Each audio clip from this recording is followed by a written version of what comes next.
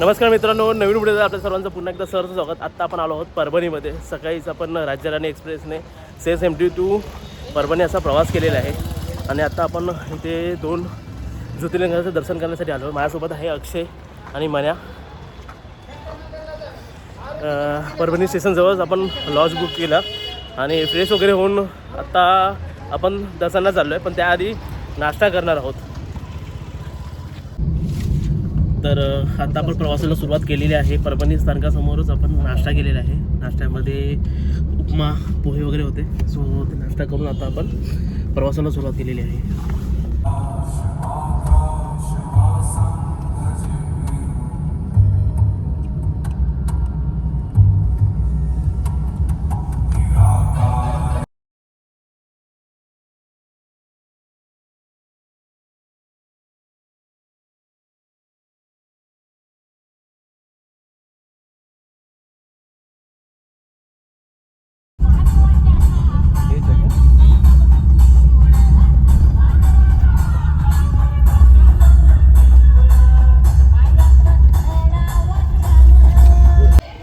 साधारणतः तासाभराचा प्रवास करत आपण आता ह्या मंदिराजवळ पोहोचलेलो आहे. उडा नागनाथ हे आपल्या पहिल्या मंदिराजवळ पोहोचलो आहे.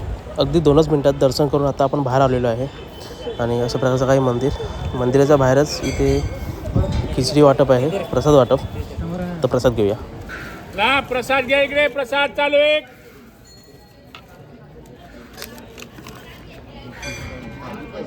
प्रसादामध्ये साबुदाण्याची खिचडी देण्यात येत आहे. तर आपण आता प्रसाद ग्रहण करूया. हा बघा, अशा प्रकारे काही प्रसाद. मंदिराच्या बाहेर एक रोड मॅप आहे, त्याच्यावर तुम्हाला बाकीचे जे काही मंदिर आहेत त्याबद्दलचा इन शॉर्टमध्ये तुम्हाला एक मॅप दिलेला आहे. भीमाशंकर, त्र्यंबकेश्वर, गृहेश्वर, परली वैजनाथ, ओढा नागनाथ. मंदिर परिसरात भव्य दिव्य असा हा रथ.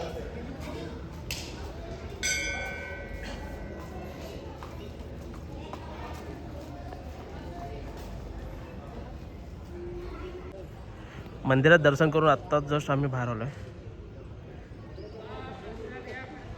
मंदिरावरचं नक्षीकाम बघू शकता. हत्ती, घोडे, त्यानंतर अनेक देवदेवता.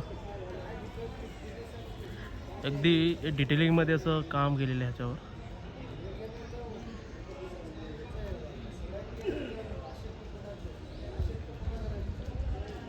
वर जरी रिनोव्हेशन केलं असेल तरी खालचा जो मेन साचा आहे तो तसं ठेवला त्यांनी जतन करून.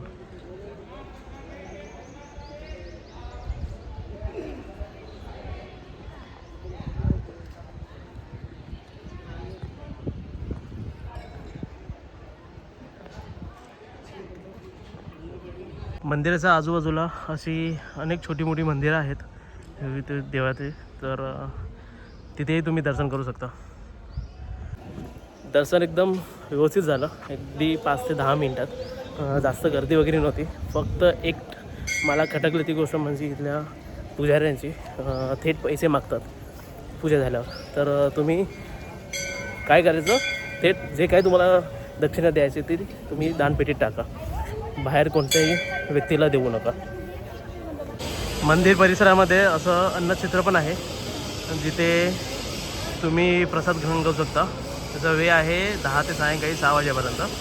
इथून तुम्हाला प्रवेश करायचा आहे. आता आम्हाला पुढे जायचं आहे, त्यामुळे इथे काही प्रसाद ग्रहण करणार नाही आहे. पुढच्या वेळी कधी येऊ तर नक्कीच प्रसाद ग्रहण करू इथे हे मंदिर. तर अजून आपण रजा घेऊया आणि पुढच्या प्रवासाला निघूया. ओंढा नागनाथाचं दर्शन करून आता आपण परली वैजनाथाच्याकडे चाललो आहे, म्हणजेच बीडच्या दिशेने चाललो आहे. साधारणतः 1.5 ते पावणे 2 तासाचा प्रवास आहे जो आपण आता बाय कार करतो आहे.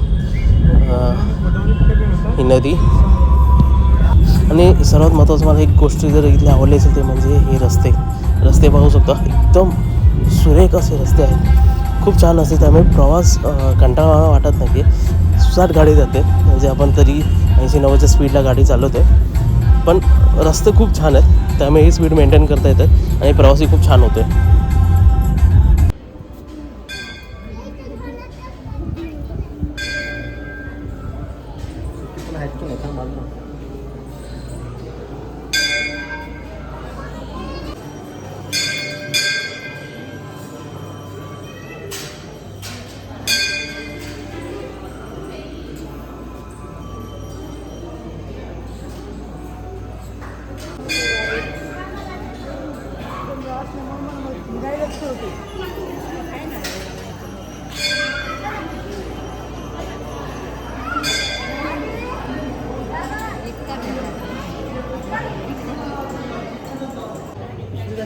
महाराष्ट्र प्रदूषण नियंत्रण मंडळातर्फे अशा प्रकारच्या कापडी पिशवीचं मशीन आहे. पहिल्यांदाच आपण अशा प्रकारची मशीन कोणत्या तरी मंदिरात पाहतोय.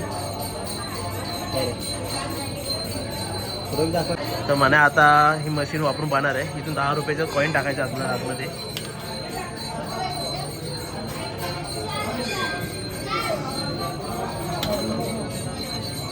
बंद आहे, मशीन बंद आहे. असो, 12 ज्योतिर्लिंगापैकी एक महत्त्वाचे जागृत स्थान आहे.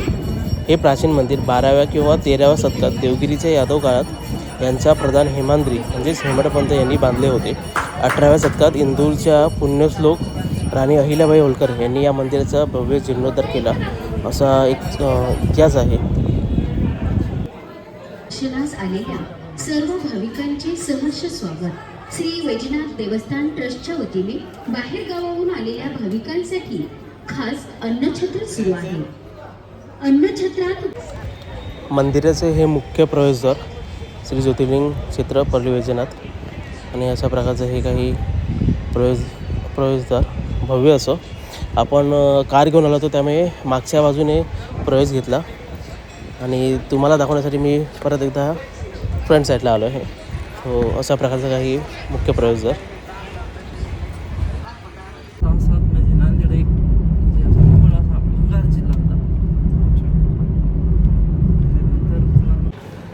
दोन्ही ज्योतिर्लिंगाचं दर्शन करून आता आपण आलो आहे गंगाखेडच्या आधी एका हॉटेलमध्ये जेवायला. कारण दुपारची वेळ झाली आहे. सो जेवणामध्ये काय काय मागवलं ते दाखवतो तुम्हाला. भूक खूप जास्त लागली होती त्यामुळे मसाला पापड आधीच अर्धा झालेला आहे. त्यानंतर अजून काही काही मेनू मागवलेत आपण थोड्या वेळाने दाखवतो. कसं आहे म्हण्या? खूप छान. आता बघूया मेन कोर्स कसा आहे.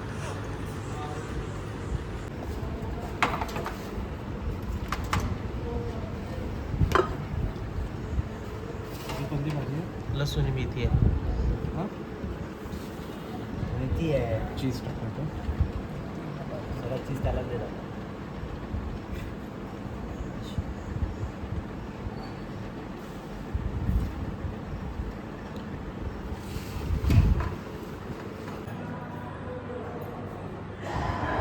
आत्ता आपण जे मंदिर पाहत आहोत ते श्री संत जनाबाई यांचं जन्मस्थान मंदिर आहे.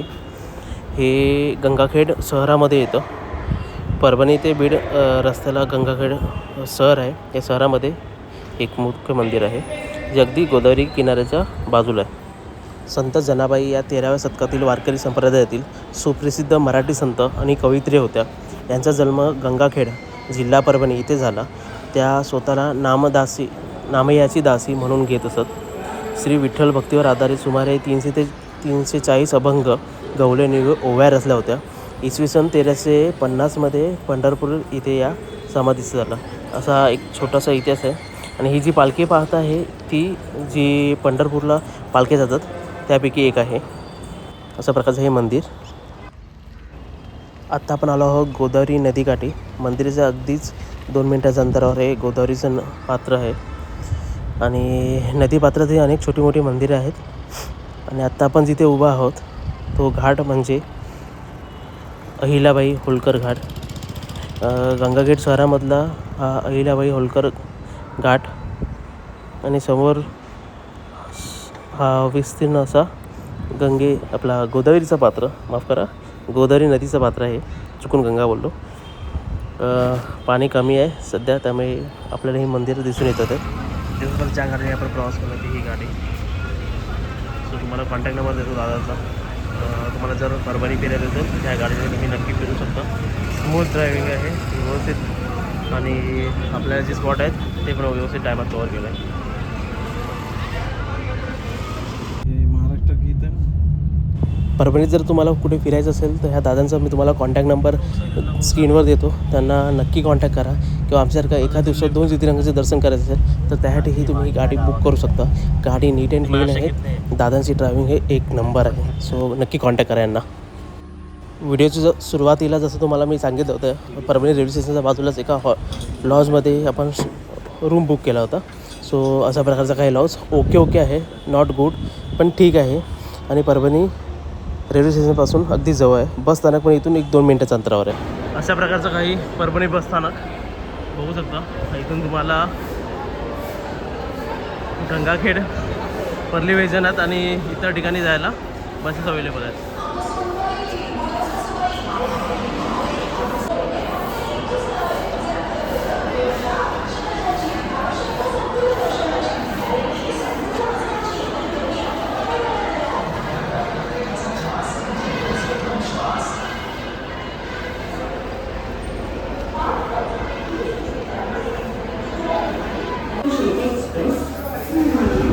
आत्ता आपण आलो आहे परभणी रेल्वे स्टेशनला. परभणी जंक्शन असं आहे रेल्वे स्टेशन आणि इथून ज्या मुंबई किंवा इतर ठिकाणी रेल्वे जातात त्यांचा हा टाईम टेबल आहे पूर्ण.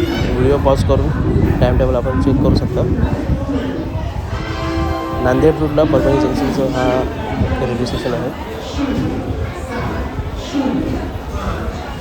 टाईम टेबल पूर्ण पाहू शकतो. आता आपण परतीचा प्रवास सुरू करतो थोड्या वेळात.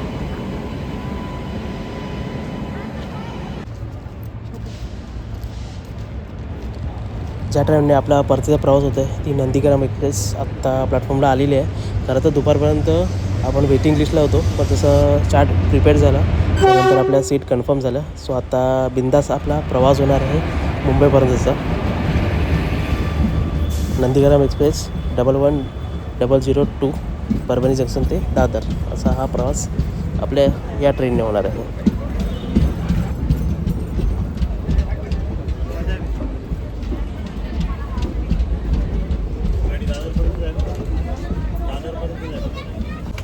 फायनली संपूर्ण प्रवास संपून आता आपण परत एकदा परतीच्या प्रवासाला सुरुवात केली आहे. फायनली गाडीत बसलेलो आहे. गाडी ऑन टाईमनी आली आहे प्लॅटफॉर्मला. तर परभणीवरून CSMTचा आपला हा प्रवास असणार आहे. व्हिडिओ मी आता इथेच थांबवतो. व्हिडिओ तुम्हाला कसा वाटला मला कमेंट करून नक्की सांगा. आम्हालाच लाईक करायला विसरू नका. चला टेक केअर. Bye bye.